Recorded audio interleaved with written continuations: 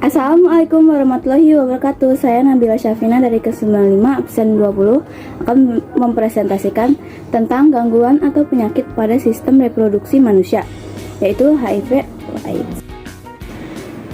Jadi, AIDS ini adalah penyakit yang disebabkan oleh virus HIV, yaitu Human Immunodeficiency Virus yang menyerang sistem kekebalan tubuh kita atau menyerang sistem imunitas yang kita punya. Sampai sekarang penyakit AIDS ini belum ada vaksin atau obatnya. Yang kedua adalah gejala dan masa inkubasi dari penyakit AIDS. Nah, biasanya orang yang sudah terinfeksi ini virus HIV, mereka mengalami flu ringan 2-6 minggu setelah terinfeksi. Flu ini dapat disertai dengan gejala lain dan bertahan selama 1-2 minggu. Setelah itu, hidup mereka itu seperti normal, tanpa penyakit alias sehat-sehat aja. Nah, kemudian tiba-tiba nih, setelah 5-7 tahun, mereka tuh akan mengalami penyakit tertentu seperti TBC, pneumonia, herpes, saraf terganggu, dan sebagainya. Tapi orang dengan penyakit tertentu ini belum tentu juga mengalami HIV atau terinfeksi HIV. Selanjutnya adalah mengenai pemicu dari penyakit AIDS atau HIV. Penyakit ini dapat ditularkan dari orang tua yang terinfeksi kepada anaknya melalui transfusi darah. Karena dulunya si orang tua tersebut ini memiliki kebiasaan hidup yang kurang baik ya, atau tidak baik sama sekali, yaitu seperti pergaulan bebas dan menggunakan jarum suntik untuk mengonsumsi narkoba. Juga dapat dipicu dari kontak dengan cairan tubuh penderita seperti cairan sperma, cairan vagina, cairan anus, darah, dan ASI ya. Tapi kalau kita kontak dengan penderita melalui air liur atau persentuhan tangan atau sekedar berbicara, itu kita nggak bakal terinfeksi ya. Nah, poin keempat adalah akibat dari penyakit AIDS atau HIV ini. Nah, kalau kita tidak segera menangani penyakit AIDS, HIV ini akan berkembang menjadi kondisi serius, yaitu AIDS yang merupakan stadium akhir dari infeksi HIV.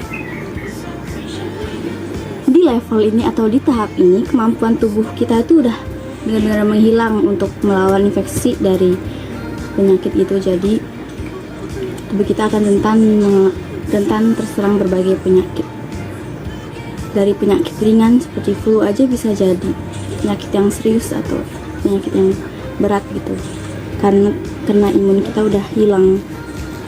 Nah, penderita yang terdiagnosis nih, yang udah terinfeksi atau udah tahu mengalami HIV ini harus segera dapat pengobatan, yaitu terapi antiretroviral atau ARV yang berfungsi untuk mencegah virus HIV berkembang atau bertambah banyak sehingga tidak menyerang kekebalan tubuh kita.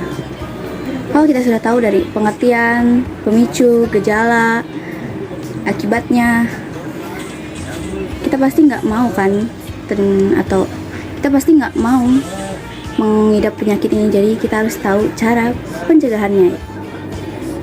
Poin terakhir yaitu pencegahan dari penyakit AIDS atau HIV.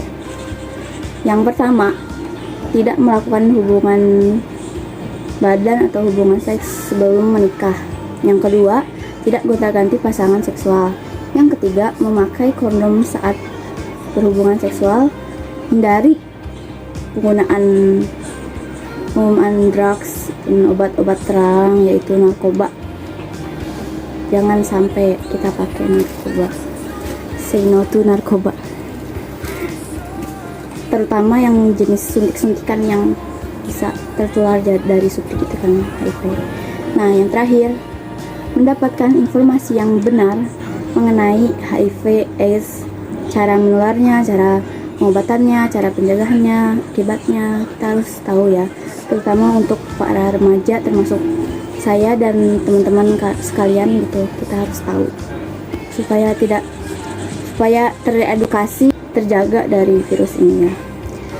Sekian presentasi dari saya, semoga dapat dipahami dan mendapatkan informasi yang berguna. Wassalamualaikum warahmatullahi wabarakatuh.